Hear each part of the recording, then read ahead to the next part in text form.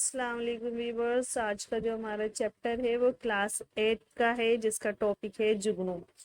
I hope आपने ये जुगनू देखे होंगे। एक छोटा सा इंसेक्ट होता है जो बरसातों में रात के अंधेरे में चमकता है और बहुत प्यारा लगता है। ऐसा लगता है जैसे फिजा में स्टार हो।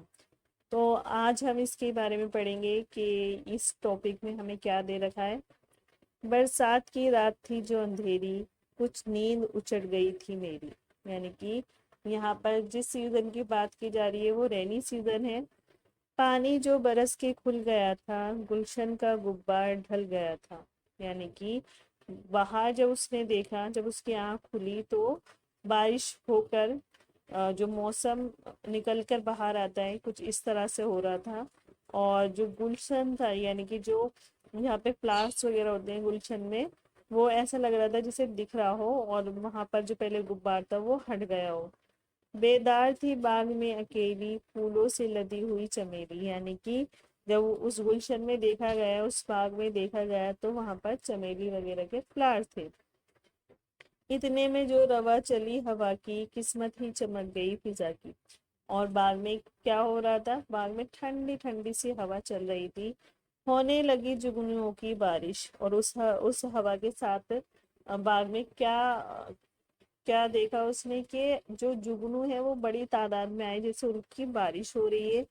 फितरत की जमाल की तराविश, और उनके आने से जो वहाँ का की फितरत थी, जो वहाँ का जो सीन था, उसमें उसका जो जमाल था, यानी उसकी जो खूबसूरती थी उस बाग की, वो बढ़ गई।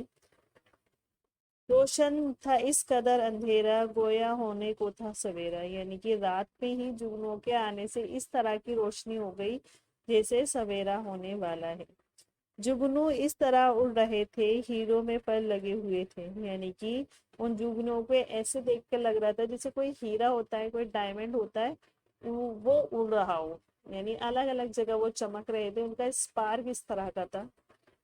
पीपल तो चिनार बन रहा था, हर शाख से नूर छन रहा था। यानी कि जो पेड़ वगैरह थे, पीपल वगैरह के, उनसे ऐसा लग रहा था जैसे नूर आ रहा हो छन छन कर।